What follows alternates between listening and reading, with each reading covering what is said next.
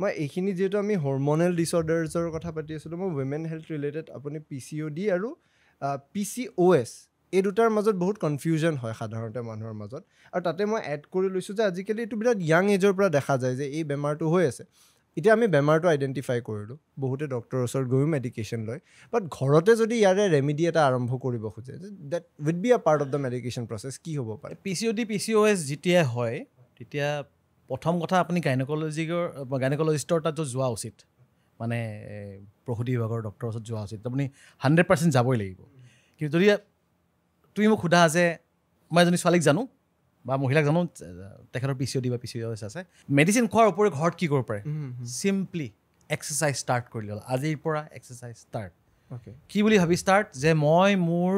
হৰমনখিনিক imbalance হৈ থকা হৰমনখিনিক মই নৰ্মেল কৰিম চি ভাবাৰ লগে লগে কাম আৰম্ভ হৈ যায় কিন্তু ইফালে ভাবাৰ লগে লগে ব্ৰেইনটো ইফেক্ট কৰা আৰম্ভ কৰি দিয়ে আৰু সেইটো ভাবি পিনে এক্সাৰচাইজ ষ্টাৰ্ট কৰিলে হ'ল নাম্বাৰ 1 কিমান এক্সাৰচাইজ কৰিব আৰু কি এক্সাৰচাইজ কৰিব এনি এক্সাৰচাইজ স্কিপিং ৰোপডাল লৈ স্কিপিং কৰা ষ্টাৰ্ট কৰি দিয়ক মই কোৱাৰ নিচিনাকৈ হাই ইণ্টেনচিটি ইণ্টাৰভেল ট্ৰেইনিং বোলে অলপমান 50 মিটাৰ খোজকাঢ়িলে 50 মিটাৰ বেগাই খোজকাঢ়িলে আকৌ লাহে খোজকাঢ়িলে আকৌ বেগাই খোজকাঢ়িলে এনেকৈ খোজকাঢ়ক ৰাইট বা বোলে জিম গ'ল 1 ঘণ্টা বা 1.5 ঘণ্টা জিম কৰিম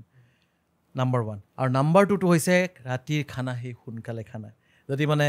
11-12 খাই থাকে সদায় যদি সেই নুডলছবিলাক বনাই খাই থাকে আজিকালি এই নুডলটো বিৰাট পপুলাৰ আছে নহয় কোৰিয়ান নুডলটো পানী ঢালি ৰাতি খাই শুই থাকে হয় নেকি সেইটো যে ৰামেন নেকি সেইটো নতুনকৈ শুনিলোঁ সেইটো এতিয়া গুৱাহাটীত দোকান এখন খুলিছে হয় নেকি যে সি অকল সি কৰে কি সি এনেকৈ প্লাষ্টিকৰ নুডল কেইটামান থৈ দিয়ে ৰেডিমেড কাপ নুডল সি খালি পানীটো গৰম কৰি আপোনাক দি দিব আপুনি আৰু তাকেই ইনষ্টাগ্ৰামত ষ্টৰি দি পালে মানে বা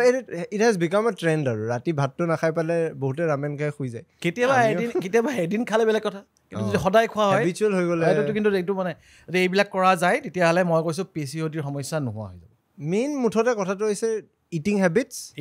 এণ্ড এক্সাৰচাইজ আৰু প্ৰত্যেকবাৰ খানা খোৱাৰ পিছত মই জাষ্ট বিচাৰোঁ যে 3টা গান শুনিম মই 3টা গান